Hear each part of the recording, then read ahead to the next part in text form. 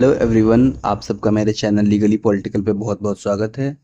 और आज जो हम लोग केस डिस्कस करने वाले हैं वो है Ravinder Kaur Grewal and others versus Manjeet Kaur and others. ये केस बेसिकली डील करता है कि क्या क्या पॉइंट्स होने चाहिए एडवर्स पोजीशन के लिए।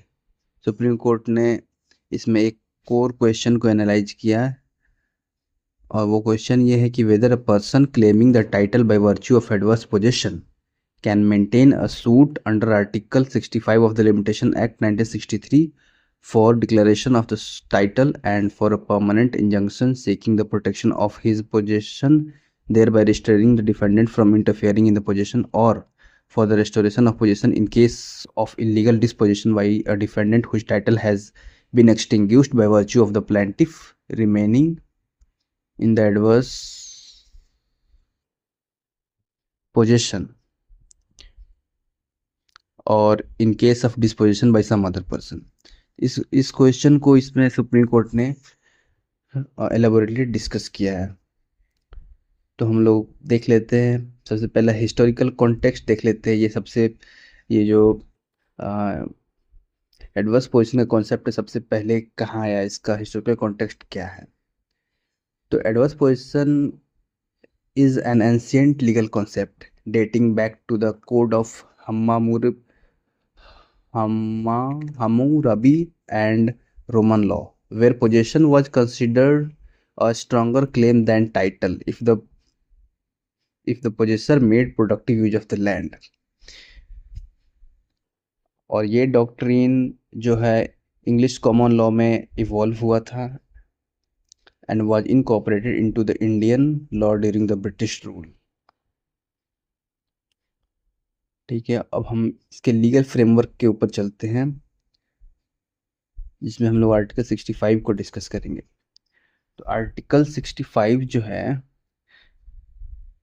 ये आप यहाँ देख सकते हैं। आर्टिकल 65 ये प्रोवाइड करता है कि एक it provides 12 year of limitation period for filing A suit for possession of immovable property based on title. Title के बेस पे 12 ईयर का लिमिटेशन पीरियड का सूट फाइल करने के लिए 12 ईयर का लिमिटेशन पीरियड होना चाहिए। ये आर्टिकल 65 में आप देख सकते हैं, और ये 12 ईयर का दिया हुआ है। तो और हम लोग इसमें एक और चीज़ देखते हैं, सेक्शन 27 का रेफरेंस लेते हैं। Section 27 of the limitation act, it operates to extinguish the right to property of a person who does not sue for its possession within the time allowed by the law।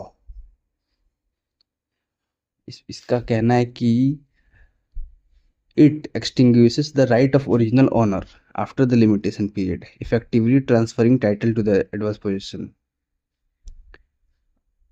और supreme court ने इसमें क्या क्या legal principal को discuss किया है वो हम लोग देखते हैं।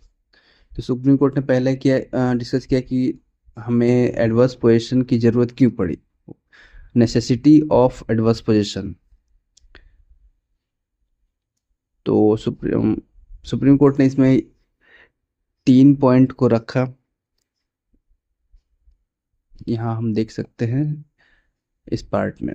Adverse position is a hostile position by clearly asserting hostile title in denial of the title of the true owner. It is a well settled principle that a party claiming adverse possession must prove that his possession is nec vi, nec clam, nec precario, that is peaceful, open and continuous possession।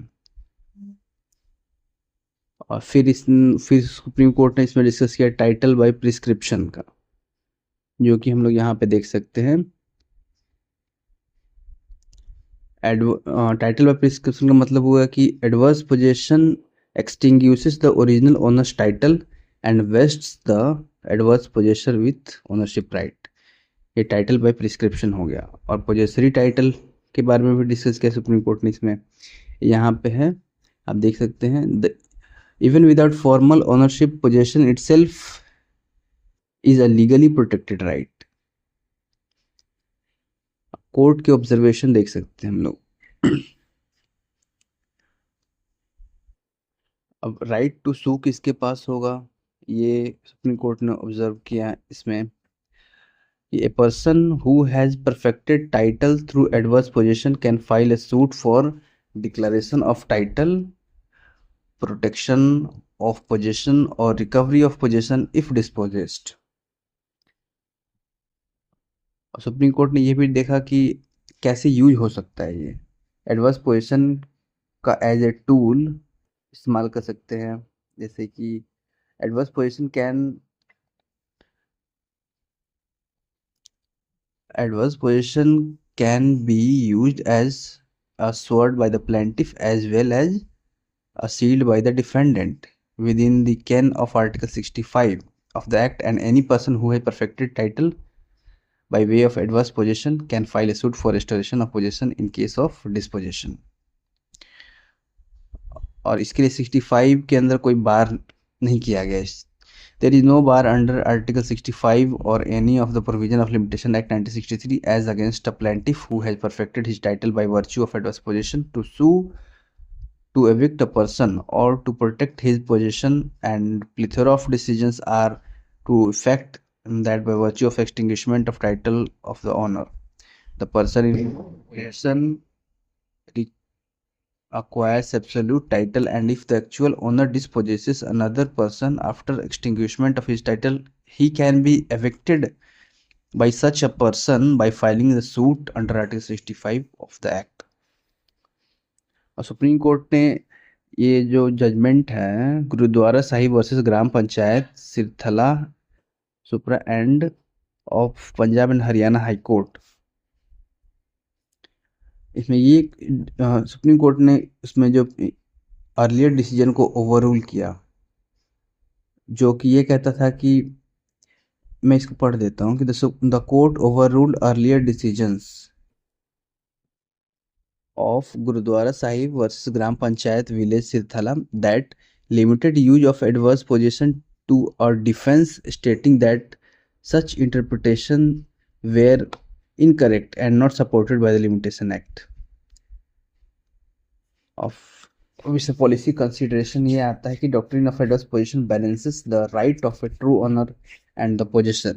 It incentivizes the productive use of land while penalizing neglect by the original owner. However, the court acknowledged that adverse possession can lead to a harsh outcome, especially concerning public or charitable property, and suggested legislative reforms to prevent misuse। अब court के analysis ये तो मैंने पहले discuss कर दिया कि adverse position को एज ए स्वॉर्ड, दो धारी तलवार है ये, इसको प्लेंटिफ भी यूज कर सकता है और डिफेंडेंट इसको शील्ड की तरह यूज कर सकता है। तो सुप्रीम कोर्ट ने यही सब इसमें डिस्कस किया था।